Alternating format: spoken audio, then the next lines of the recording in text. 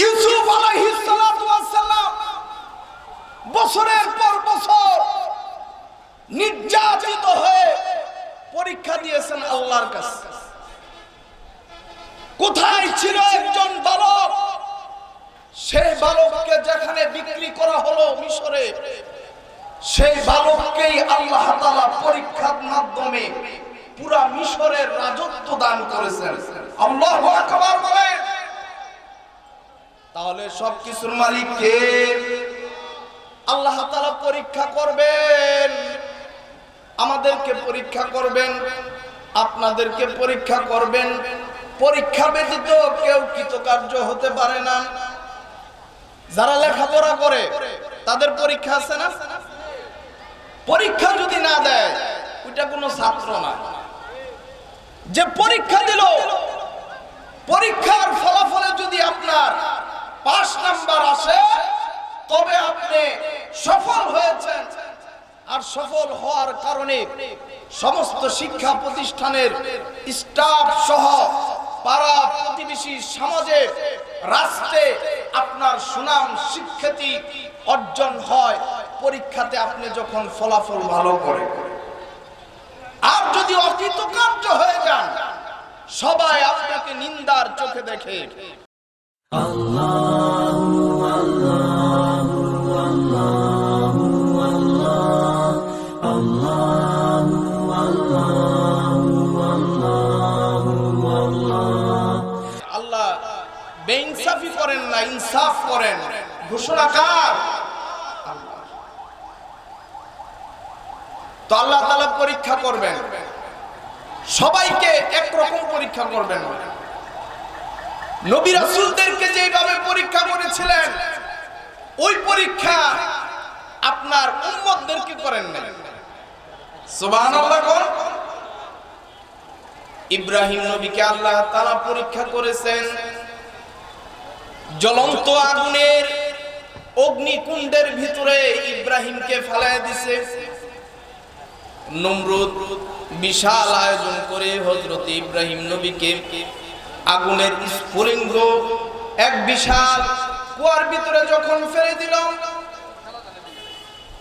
ইব্রাহিমের সামনে পিছনে ডানে বামে উপরে নিচে দুনিয়ার কেউ সাহায্যকারী নাই, কিন্তু সাহায্যকারী আছেন কে? জবান খুলে বলেন আছেন কে? রাখে আল্লাহ, মারে কে? মারে আল্লাহ, রাখে কে?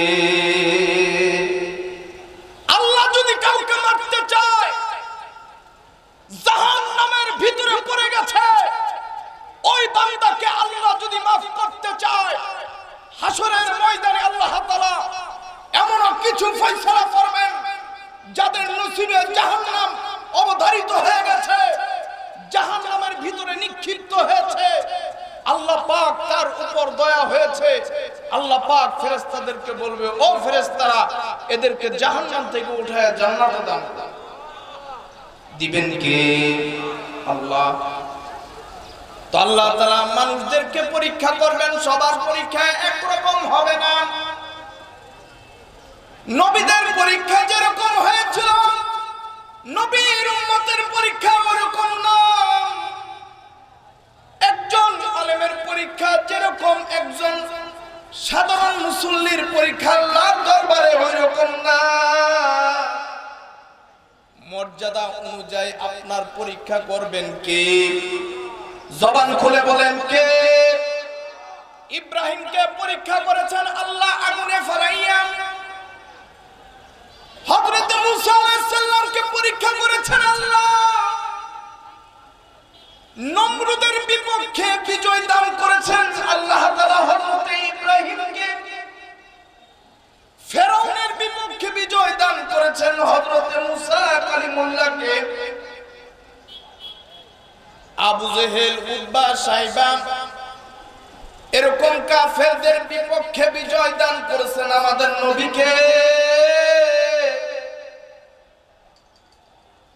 যত নবী রাসূলের পরীক্ষা আল্লাহ তাআলা করেছেন, সবচাইতে কঠিন পরীক্ষা করেছেন আমাদের নবীকে। সুবহানাল্লাহ। ইব্রাহিমকে আগুনে ফেলায়া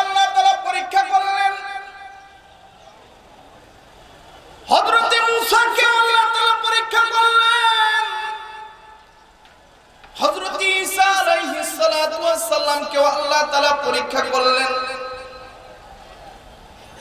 হযরতে নূহ আলাইহিস সালামকে আল্লাহ তাআলা পরীক্ষা করেছেন। হযরত আদম আলাইহিস সালাতু ওয়াস সালামকে আল্লাহ তাআলা পরীক্ষা করেছেন।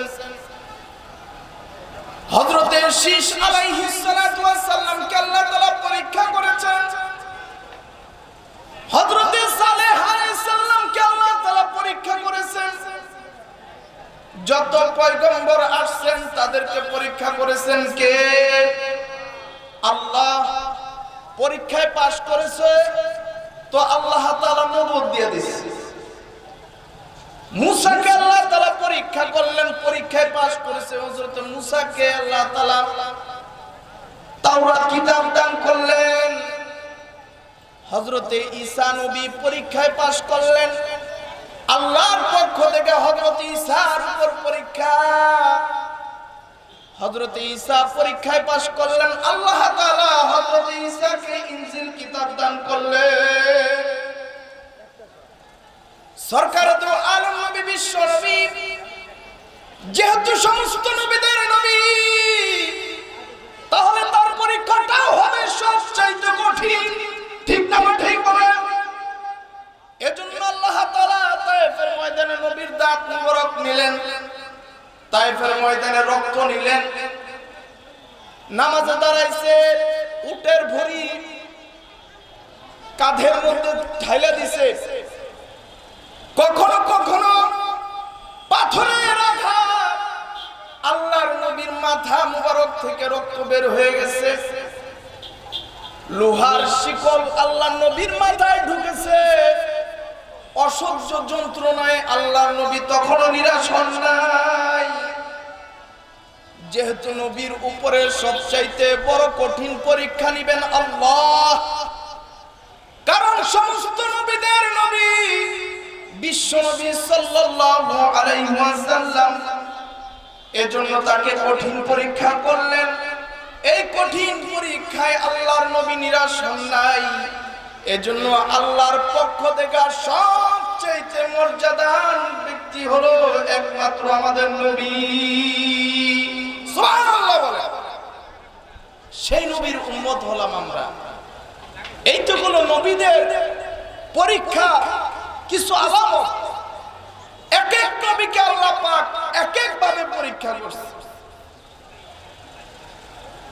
নবীর উম্মতদেরকেও আল্লাহ তাআলা পরীক্ষা করবেন। হযরত আবু বকর সিদ্দিক রাদিয়াল্লাহু তাআলা আনহুকে আল্লাহ তাআলা পরীক্ষা করেছেন। হযরতে উমর, তাকেও আল্লাহ তাআলা পরীক্ষা করেছেন। হযরতে উসমানকে আল্লাহ তাআলা পরীক্ষা করলেন। হযরতে আলী রাদিয়াল্লাহু তাআলা আনহুকেও আল্লাহ তাআলা পরীক্ষা করেছেন। কারবালার ময়দানে ইমাম হাসান হুসাইন রাদিয়াল্লাহু তাআলা আনহু, এদেরকে আল্লাহ তাআলা পরীক্ষা করেছেন রক্ত নিয়ে। কিন্তু হকের পথ থেকে বিন্দু পরিমাণ পিছনে নজর দেয় নাই, কারণ পরীক্ষা করতেছেন কে? পিছনে নজর দিলে জাহান্নাম, আর সামনে নজর দিলে জান্নাত। নবীরা পরীক্ষা দিয়েছেন, সাহাবায়ে কেরাম পরীক্ষা দিয়েছেন, তাবেঈরা পরীক্ষা দিয়েছেন। ইমাম আবু হানিফা রাহমাতুল্লাহ আলাইহি কারাগারের মধ্যে পরীক্ষা দিয়েছেন। ইউসুফ আলাইহিস সালাতু ওয়াস সালাম বছরের পর বছর নির্যাতিত হয়ে পরীক্ষা দিয়েছেন আল্লাহর কাছে। কোথায় ছিল একজন বালক? সেই বালককে যেখানে বিক্রি করা হলো মিশরে, সেই বালককেই আল্লাহ তাআলা পরীক্ষার মাধ্যমে পুরা মিশরের রাজত্ব দান করেছেন। আল্লাহু আকবার বলেন। তাহলে সবকিছুর মালিক কে? আল্লাহ তাআলা পরীক্ষা করবেন, আমাদেরকে পরীক্ষা করবেন, আপনাদেরকে পরীক্ষা করবেন। পরীক্ষা ব্যতীত কেউ কৃতকার্য হতে পারে না। যারা লেখাপড়া করে তাদের পরীক্ষা আছে না? পরীক্ষা যদি না দেয় ওইটা কোনো ছাত্র না। যে পরীক্ষা দিল, পরীক্ষার ফলাফলে যদি আপনার 5 নাম্বার আসে তবে আপনি সফল হয়েছেন। আর সফল হওয়ার কারণে সমস্ত শিক্ষা প্রতিষ্ঠানের স্টাফ সহ পাড়া প্রতিবেশী সমাজে রাষ্ট্রে আপনার সুনাম সুখ্যাতি অর্জন হয় পরীক্ষাতে আপনি যখন ফলাফল ভালো করেন। আর যদি অকৃতকার্য হয়ে যান সবাই আপনাকে নিন্দার চোখে দেখে। ঠিক তদ্রূপ আল্লাহ তাআলা আমাদেরকে পরীক্ষা করবেন, তবে সবার পরীক্ষা একরকম না, সবার মর্যাদা একরকম না, সবার স্থান অবস্থান একরকম না। যে যেই অবস্থানে থাকবে আল্লাহ তাআলা তাকে ওই অবস্থানে পরীক্ষা করবে। তার ঈমানকে মজবুত করার জন্য পরীক্ষা করবে। কখনো কখনো হায়াতের উপর মুসিবত দিয়ে আল্লাহ পরীক্ষা করবেন, কখনো কখনো পরিবারের উপর মুসিবত দিয়ে আল্লাহ পরীক্ষা করবেন, কখনো কখনো কঠিন রোগের মাধ্যমে আল্লাহ তাআলা আপনাকে পরীক্ষা করবেন। যেমন হযরতে আইয়ুব আলাইহিস সালাতু ওয়াস সালাম, তাকে আল্লাহ তাআলা পরীক্ষা করেছেন। তার সম্পদের অভাব ছিল না, স্ত্রী সন্তানের অভাব ছিল না, ক্ষমতার অভাব ছিল না। তো আল্লাহ তাআলা হযরত আইয়ুব নবীকে পরীক্ষা করবেন। যখন পরীক্ষা শুরু হলো তখন হযরত আইয়ুব নবী এত ধৈর্য, এত ধৈর্য এবং বিনয় নম্রতার এরকম পরিচয় আল্লাহ তাআলা তাকে দান করেছেন, যেই নজির আল্লাহ তাআলা আমাদের জন্য রেখেছেন। হযরত আইয়ুব নবী তাকে যখন পরীক্ষা করা হলো এরকম একটা রোগ দিল, যে রোগের কারণে তার পুরো শরীরটা ঘা হয়ে গেছে। কেউ বলেছে কুষ্ঠরোগ, কেউ বলেছে শ্বেতরোগ বা এরকম এক কঠিন ব্যাধি আল্লাহ তাআলা হযরত আইয়ুব নবীকে দিলেন। দেখি আইয়ুব আমার পরীক্ষায় পাস করে না ফেল করে। হযরত আইয়ুব আলাইহিস সালাতু ওয়াস সালাম মাথার এমন কোন জায়গা নাই যে জায়গায় পোকা নাই, হাতের এমন কোন জায়গা নাই যে জায়গায় পোকা ধরে নাই। মাথা থেকে পা পর্যন্ত পোকা আর পোকা। এমনই একটা রোগ আল্লাহ তাআলা দিলেন যে হযরত আইয়ুব যে ঘরের ভিতরে ছিল তার আশেপাশে তার বিবিরা ছিল। আইয়ুবকে অনেক পছন্দ করত হযরত আইয়ুবকে, কারণ হযরত আইয়ুব আলাইহিস সালাতু ওয়াস সালাম ছিলেন সুস্থ সবল। কিন্তু যখন রোগ ব্যাধি হলো তার বউ যে কয়টা ছিল সবগুলো একে একে চলে গেল। একমাত্র বাকি ছিল বিবি রহিমা, আর সমস্ত বউরা চলে গেছে। এখন আর কাউকে দেখা যায় না। সন্তানগুলা ছিল তারাও মরে গেছে। একের উপর এক পরীক্ষা, তার উপর আরেক পরীক্ষা। কিরকম কষ্ট! এক হলো শরীরের রূপ, কেউ আয়েশা বলছে আপনার সন্তানগুলা মারা গেছে। হযরত আইয়ুব আল্লাহর দিকে তাকায় বলে, আল্লাহ তোমার মাল তুমি নিয়ে গেছো, আমি আলহামদুলিল্লাহ আপনার শুকরিয়া আদায় করছি। আবার কেউ আয়েশা বলছে, ও আইয়ুব আপনার যত ফসল ছিল আকাশ থেকে আগুন পড়ে দেখলাম সবকিছু জ্বলা পুড়ে ছাই হয়ে গেছে। তখন হযরত আইয়ুব দিশাহারা হন নাই, তখন বলছে আলহামদুলিল্লাহ।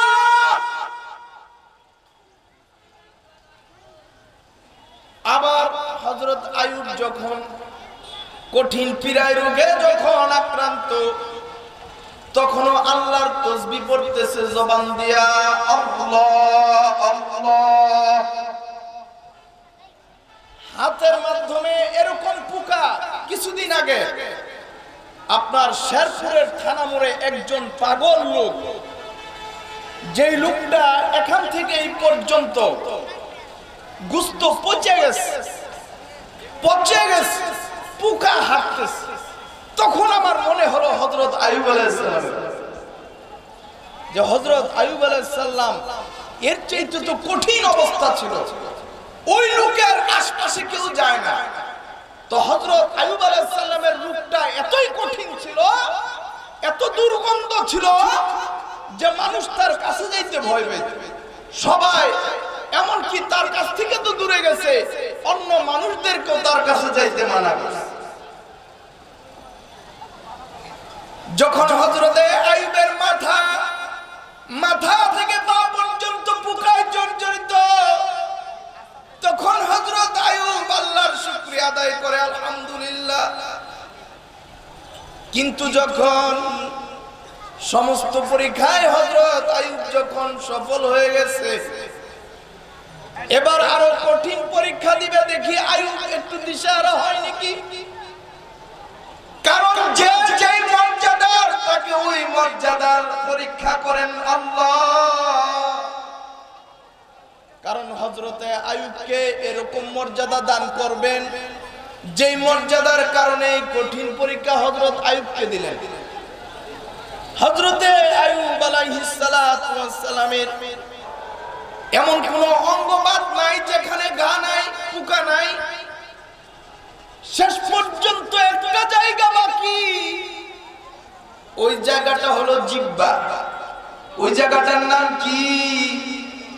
জিহ্বা। বাকি ছাড়া তার পুরো অঙ্গ পোকায় জর্জরিত।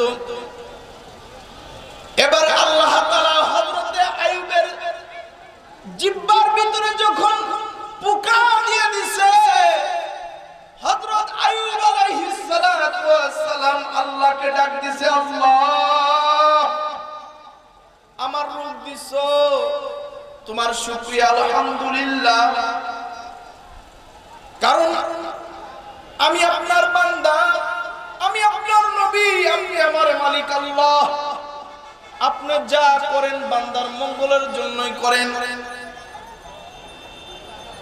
আপনি পুরা দেহে আল্লাহ তাআলা আমাকে রূপ দিয়েছেন, নিশ্চয়ই আপনি রূপ দিয়ে খুশি, আমিও খুশি আল্লাহ।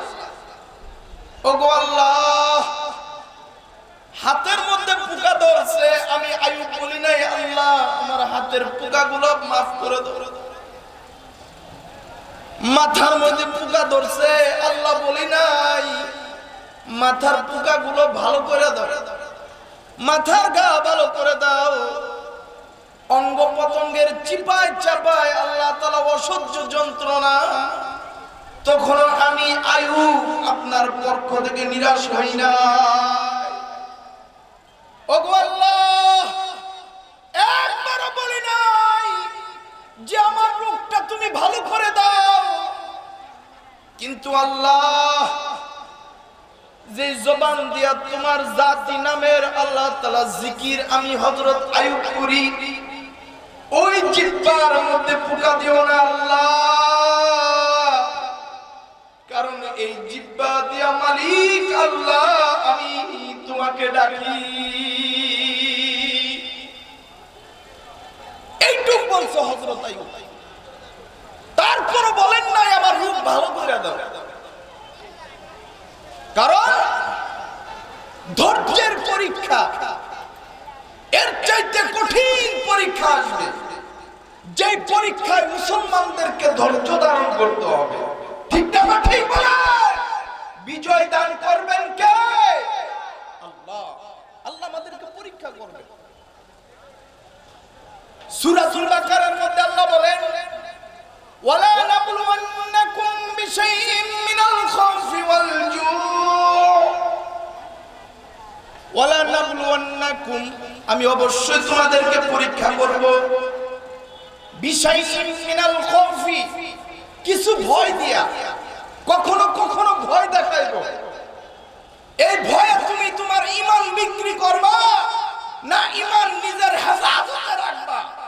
যদি বিক্রি করবা তো আমি আল্লাহর পক্ষ থেকে গজব, আর যদি বিক্রি না করে ঈমান হেফাজত করো আমি আল্লাহর পক্ষ থেকে তোমার উপর বিজয়। বিশাইইন মিনাল খাউফি ওয়াল জু, কখনো কখনো ক্ষুধা দিয়ে আল্লাহ তাআলা পরীক্ষা করবেন। হযরত আবু হুরায়রা, এখন তো আমাদের পেটের ভিতরে হারামের অভাব নাই, ডাইনে পায়ে খায়, বামে পায়ে খায়, পিছনে পায়ে খায়, যেমনে আসে এমনি খায়। যত হারাম রয়েছে আমাদের পেটের ভিতরে ঢুকে গেছে। এই হারামের কারণেই আমাদের উপর গজব।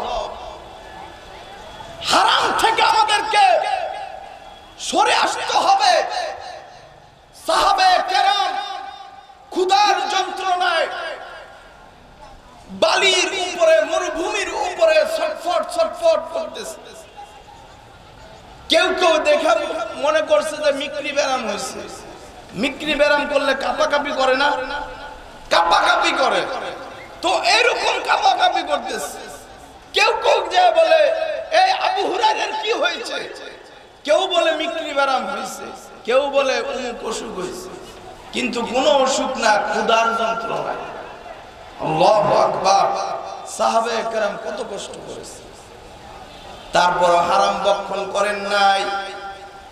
কিন্তু এখন আমরা খাইতেছি হারাম, পড়তেছি হারাম, কথা কইতেছি হারাম কথা, শুনতেছি হারাম কথা, গীবতের উপর গীবত। অথচ এটা হয়ে গেছে আমাদের সমাজের আওয়াম, এক মুসলমান আরেক মুসলমানের গীবত করা।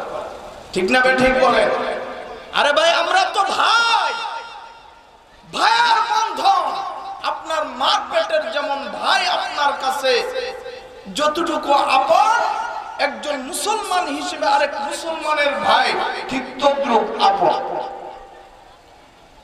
আপনি আপনার ভাইকে যেই চোখে দেখবেন, অপর মুসলমানকেও ওই চোখে দেখবেন।